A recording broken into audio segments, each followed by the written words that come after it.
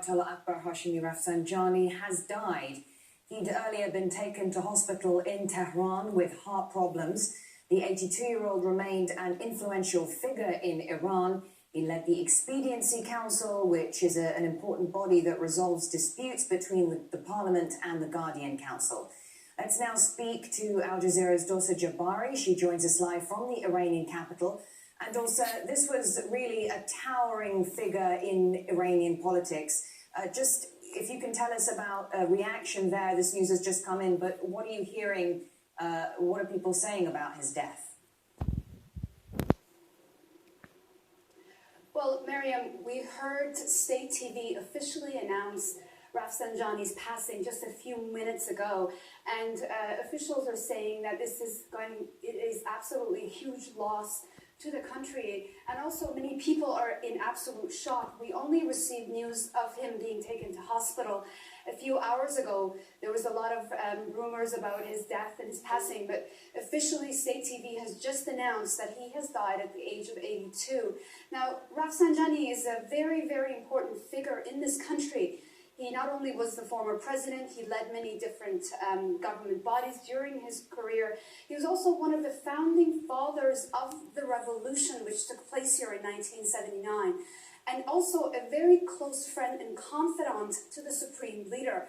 Rafsanjani actually helped elect the current supreme leader, Ayatollah Khamenei, after the passing of Ayatollah Khomeini. Now, the two remained very good friends, very close confidants of each other. If there was any issues that needed to be discussed, the two would always talk about it with each other. The Supreme Leader has already said, according to State TV reports, that nobody will be able to replace Hashemi Rafsanjani in his life. Yes, in many ways, he's not just a former president. He is very much a founding father of the Islamic Republic, and he could really get away with, he reached such a level of authority within the country that he was able to express himself and say things that many others wouldn't be able to, in a way that others weren't able to. What about the immediate political impact of his death? Well, it's really couldn't be at a worse time in the Islamic Republic. There is the disputes between the current government, President Rouhani, and the judiciary, and that of another large family, that of the Larajanis. Former President Rafsanjani was seen as a mediator. There was a feeling that he was one of the fathers of the country. If there was any issues, they would go to him, and he would advise on how to resolve them, along with the current supreme leader. Now, he's one of the most famous, probably the most famous families in the country. His many children and grandchildren are very, very influential business people in the country. They're involved in many different ventures, including the aviation industry.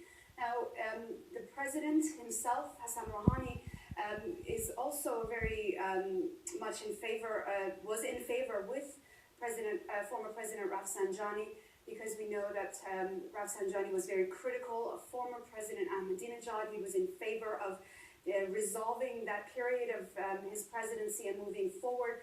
Former President Rafsanjani was also very, very in favor of private sector and entrepreneurship and trying to revive Iran's economy, something that he had many critics for. But regardless, he spoke his mind because he was really one of the most influential people inside the country.